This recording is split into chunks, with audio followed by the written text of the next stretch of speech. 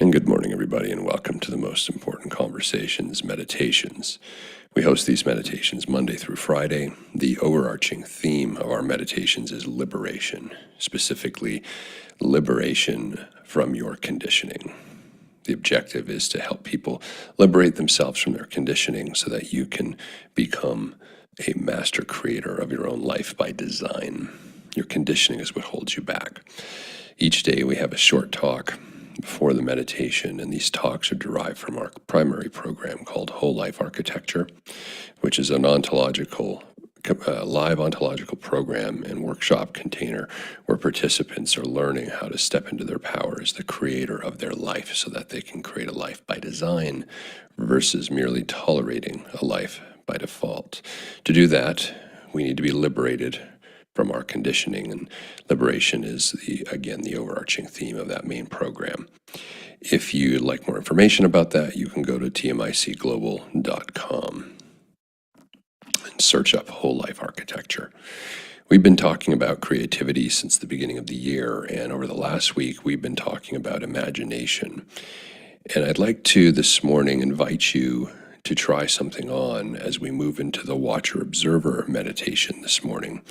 Just to remind you that the Watcher-Observer meditation is when we are not chasing our emotions or chasing our thoughts. We're not actively thinking or intentionally trying to think about anything. We are also feeling our emotions fully, but not chasing them. We certainly aren't repressing them. And we're learning how to be the watcher and observer of our thoughts and of our emotions to create that space and that distinction between our thinking and feeling and us, that we are not our thoughts and we are not our emotions. This is a powerful tool, and as part of creativity, it's exceptionally powerful because it creates that distinction between us and the world of effects, or us and the outside world. We learn to not identify with not only our own thoughts, but we learn to not identify with the actions and activities of the outside world, the world without. It helps us begin to experience perceptually what it feels like and what it means to be in the world, but not of it. To be able to live in the world, participate in the world, but not of it, not according to its ways, not according to its expectations, not according to its rules. And so this is actually a technique that no different than working a muscle when you go to the gym. This is a technique that as you practice it over time, it becomes more and more potent. Your ability to perceive the distinction between you and the world out there, the world of effects, becomes stronger. And that's important if you're going to be a creator, because you don't want to be in the thing that you are creating, in this case, your life. You want to be able to work on it without identifying with it, without being attached to it, without being of it. Because then as the master creator, you actually have full autonomy. Imagine a painter who was trying to paint a painting but couldn't stay out of the painting, couldn't get that vantage point, that perception, to be able to step back from the canvas and to look at it, because he was always being sucked into the painting. You could never get any work done. And that's basically how we live our lives. We confuse the of the world dynamics of the world of effects as being real life, not realizing that it's all been created and all been made up. So this morning, what I'd like to do is to kind of deepen the meditation that we are going to do by, instead of, like we've done in the past, inviting you to merely try to create the distinction between your thoughts and your emotions. In the past, how we do this meditation, and it's not going to change, but we're going to add one little ingredient just to start to kind of play with the imagination, to play with the simulator in our mind. What we're going to do is we're going to pay exceptional attention to the types of thoughts and emotions that are arising, rather than just trying to observe all of them and let them sort of pass in and out of our awareness. So the way that this meditation works is you get in a comfortable position, you take a few deep breaths, Preferably you're seated. And the whole meditation is one of trying to maintain as much emptiness and spaciousness as possible. So as thoughts drift in and out of your awareness, your brain thinks, just like your heart beats and your lungs breathe. That's what it does. But so thoughts are going to pop in and out of your awareness, kind of like clouds floating through the sky as you're laying on the ground on a summer's day. You see them come in and out of your perception. It's the same thing with your eyes closed in this meditation. Thoughts will drift in and out of your awareness. Mostly what we do is the thought drifts into our awareness and we attach ourselves to it. We start to think about it. We start to take action around it. And this is all happening at a subconscious level before we even realize what's going on. We have 30,000 thoughts a day on average, most of which none of us remember, but most of which we've taken some kind of action around, even whether that's just to think about that thought a little longer or to act on it. Our brain thinks us. And so the purpose of this meditation, the Watcher-Observer meditation, is to no longer be thought by your brain, but to create some level of mastery and autonomy over your thinking world. And so the way we normally do this meditation is we allow the thoughts to drift in and out of our awareness, and we hold the space, and we hold the space. Also, we let our emotions rise and fall like the waves on the ocean. They come up, we feel them fully, we don't repress them. Scientists say that it takes about 90 seconds for an emotion to be felt and process itself through your body. So then why are we holding on to emotional states for years in some cases? Well, it's the story we tell about them. We keep living the emotion. We ruminate on the emotion over and over and over again. We relive the experience that activated the emotion. We tell stories about it to other people. We keep it alive. So this meditation is practicing feeling and releasing as it pertains to the emotions, again, with the firm objective of getting back to spaciousness. So you may have an emotion rise and fall during this meditation, but within 90 seconds, if you do not tell a story about it, if you don't attach to it, if you don't chase it, that emotion should then move along.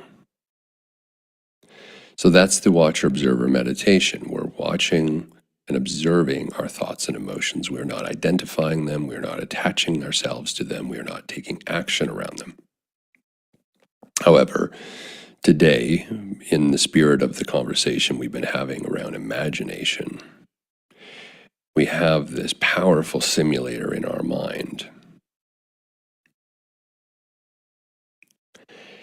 And in order for it to have any material to work with, we have to feed it some ideas. Well, which ideas should we feed it? Well, what we're going to do today with the Watcher-Observer meditation is we're going to not only be watching, observing, but we're going to introduce listening. And I don't mean audibly listening.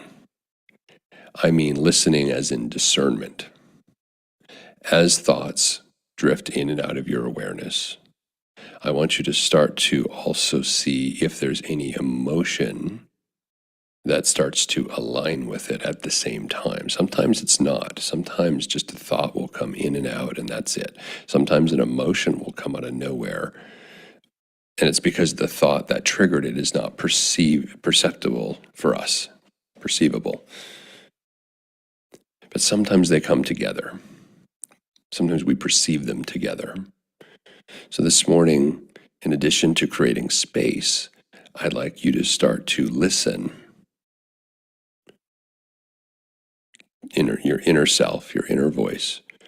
When and if that happens, listen for those thoughts and emotions where the emotion is positive and the thought is closely associated with it in that they happen at the same time.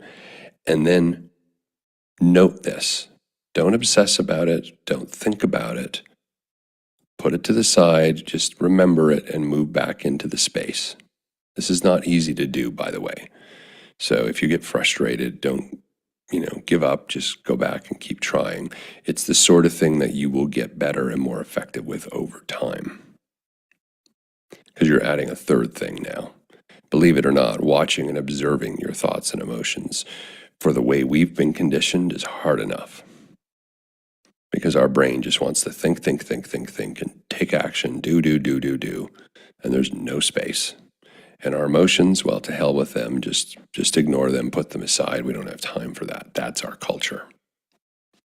So we're already going against the way we have all been trained and conditioned to allow our thoughts to just move in and out of our awareness and not act on them, and to allow our emotions to rise and fall naturally, but without repressing them, fully feel them. You see, we've inverted the whole thing.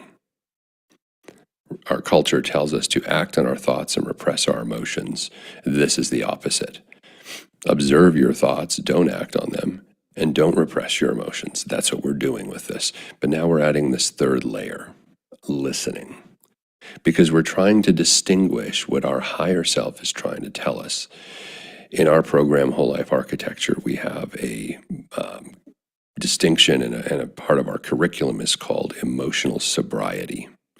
Emotional sobriety is the ability to fully feel your emotions, not suppress them, to be able to create space between the feelings of your emotions and the actions you may or may not choose to take, and to learn the difference in terms of when you should act on your emotions and when you should not.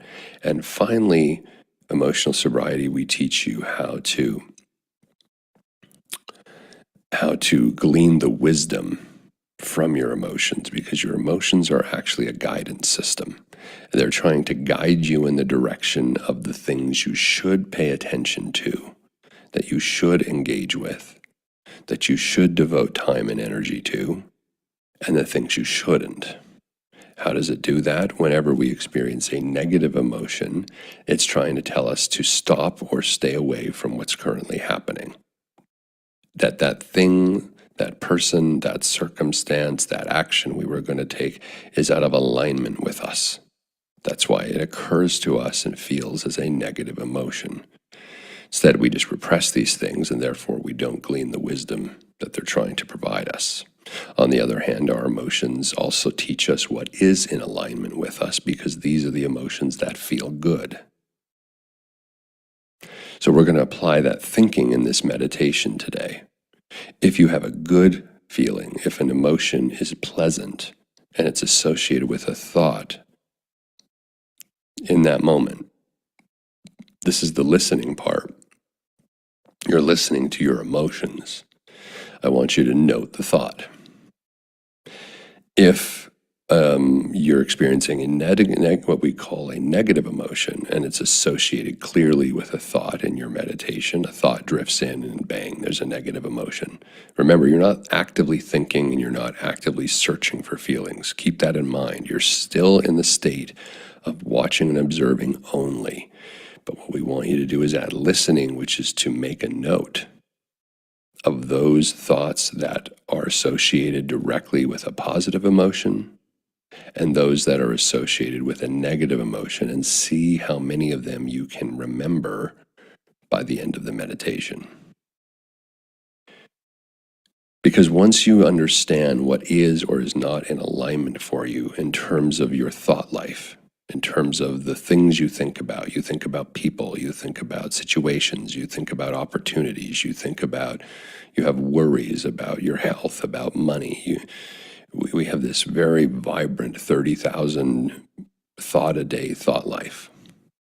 And most of us are an unconscious, habituated walking reaction to every thought and everything that happens to us in our life. It even occurs to us that it's happening to us. It's not. You are not a victim. But that's how we live. And so in order to turn on our imagination needs something to think about. It's a machine, it needs input. We need to start it off and then use the tool of the imagination to envision a new life, to create new possibilities. Well, we need to know what's in and out of alignment for that to actually work effectively. Nobody wants to imagine a new reality that's out of alignment. So what's going to happen if you practice this today, and we'll do this again and again. Again, you're not going to get this the first time necessarily. This could take months. But by introducing listening, what we're doing is we're giving permission to our higher self to teach us, to speak to us about where we are out of alignment and where we are in alignment in our life. We're not actively going to create anything with our mind. We're not actively going to imagine. We're just listening today and noting. So that's it. In the Watcher Observer meditation, you're observing your thoughts and emotions. You're watching them. You are not them. And today you are taking note if there's any correlation you experience between a thought and emotion. There may not be. You may have thoughts without emotions. You may have an emotion come out of nowhere and no thought. That's fine too. But we want to see if there's any, we're inviting our subconscious to begin to speak to us, to begin to guide us. It's been repressed for a long time, so it may not do it right away. But we want to create the space for it to be so. So be in a comfortable position, taking a few deep cleansing breaths. You are not your thoughts. You are not your emotions. You're observing and watching them. And you are listening this morning for where your thoughts and emotions are trying to speak to you, where they happen together at the same time. And what is the emotion associated with it? Is it a negative one? Is it a positive one? Note that, because if it's negative, the thing you're thinking about, you might want to take a look at as being out of alignment for you. And if it's positive, you might want to look at that because that thing that popped up, that thought, is in alignment with you. And that's important data if you're going to do the work, and we hope you choose to join us in whole life architecture, but if you're going to do the work of recreating your life by design. Be in a comfortable position and observe your thoughts and feel your emotions. Don't chase them. Don't think them. I'll see you all in a few moments.